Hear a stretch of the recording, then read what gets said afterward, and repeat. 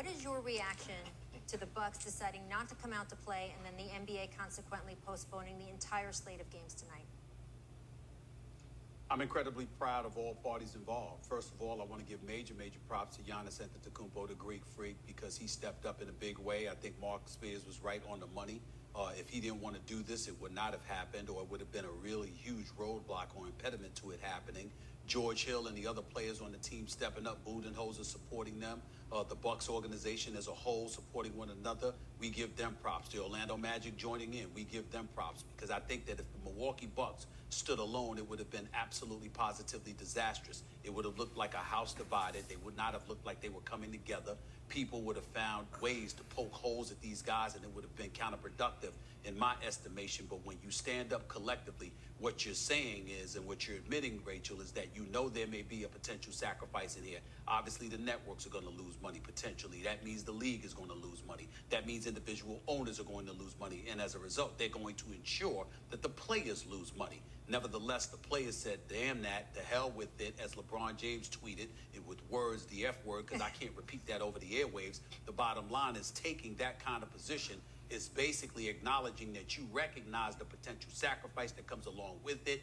It's going to affect you potentially hugely monetarily, and you don't give a damn. Something needs to be done, and anything that it takes to bring attention to the plight of African-American men in this nation, you're going to stand up and fight no matter what. And if you got to go down, you got to go down swinging. And none of them are alone. And that's what's so important about this, and that's why I'm so proud and impressed with what they were doing. Again, if they were doing it individually, if they were doing it by themselves, even as one team, I would have had a huge problem with it. But okay, guy, I'm gonna pause right here just to say, like, okay, obviously, I'm not gonna sit and tell y'all, oh yeah, I'm on board with the NBA being postponed, and I'm happy. Okay, yeah, I love it when these athletes stand up for social injustice and change. When the George Floyd thing happened, I love how everybody came together on it. It was a global issue, man. Everybody came together. But at the same time, these sports are important right now, man. It's not a distraction.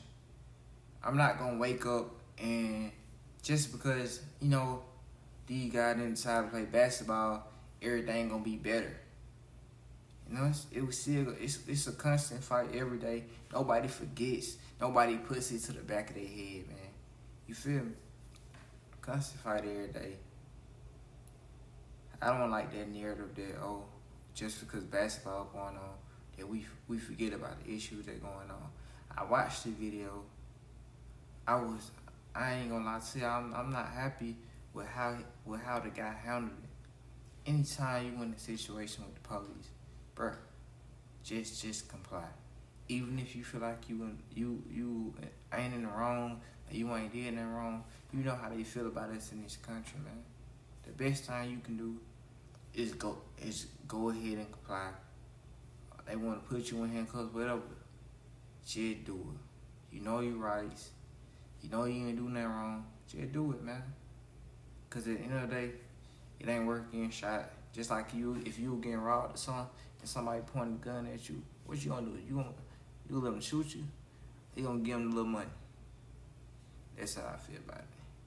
But let's continue the video. The fact that they've all come together collectively, I think, speaks profoundly about what's transpired. What do you think, Stephen, that the players should ask for? What do you think should happen? What should they demand before they get back on the court? Because it's not just games tonight. We are in the middle of the playoffs. There is an entire slate of games tomorrow. There's games scheduled for the next few days. What do you think the players should do now that they have pulled this lever? I gotta kill this ant, bro. Well, Rachel, first of all, I think I gotta kill an ant, bro. I'm so sorry, bro. It's very simple. Number one, the Milwaukee Bucks obviously want to bring attention to the Attorney General in Wisconsin because they want this particular officer prosecuted. Man, I had to kill an ant. Jacob Blake. That's number one. But number two, and more importantly, let's understand something here. The players as individuals don't necessarily contribute to the political apparatus that exists in this country. They don't really contribute to politicians that we know of or political action groups that we know of. But owners do, The commissioner probably does. I know former Commissioner David Stern, God rest his soul, he definitely contributed to stuff like that. Leagues themselves contribute to these things. And as a result, they're participants in the political process.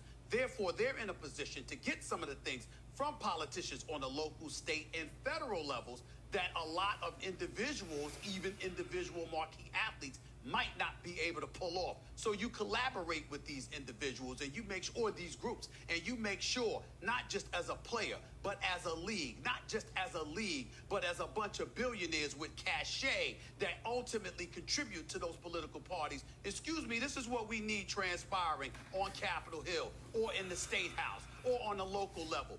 That's how you do this. You got to crawl before you walk. This is the crawling process. And as long as the players recognize this is the crawling process, you would be moving in a profoundly forward direction, because that means you have no intention of stopping. You're going to march forward and move forward with significance and substance, and that will force everybody to stand up, pay attention, and act accordingly. Absolutely. And Stephen A., you and I have covered this league long enough to see a real change in the way that sponsors treat players, their political and social views. I can certainly remember times in the past decades where if a player or a team went out and made this stance, their sponsors would abandon them. There would be such a huge backlash across the country against them. I think we have seen that change. We saw Nike do a commercial for Colin Kaepernick. What do you feel like the reaction is going to be among fans, sponsors, league officials, now that the players have actually gone and done this? Much to the chagrin of a lot of people in corporate America, including this network and many others, I think it speaks to the political atmosphere that presently exists and will exist.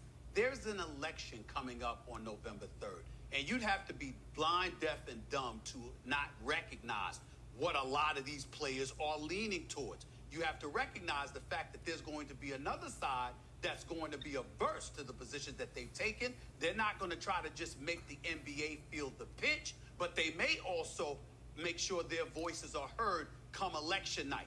It's incumbent upon the players to recognize this and act accordingly. I think, to answer your question directly, we're going to see a lot of people that once would have, really frowned upon these kind of actions stand up and support these athletes, because once the dust settles, okay, guys, I'm going to pause it right there again.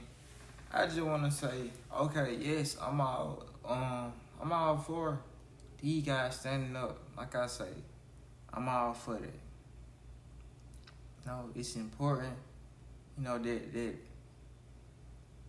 some of these people who the community look up to speak out about the issues that go on. But at the same time, some of y'all guys, y'all got these $100 million shoe deals. You got big contracts. You already made. What about the guy who been in the G League all his life and he finally get the opportunity to play in the NBA and try to make some money for his family? What about them players? You feel me? They losing out on their money too. They gonna come up with a new bargaining agreement, and then it gonna cut the money down. Of course y'all can say, oh, we don't postpone the season. We fine with that. Okay, y'all up. Yeah, of course. Chris Paul, you can say that. Russell Westbrook, you can say that. James Harden, you can say that. LeBron James, you can say that. AD, you can say that. Y'all done made all this money in y'all career, man. Y'all ain't trying to prove yourself. Y'all ain't trying to make no. Y'all want to win at this point. You ain't got nothing.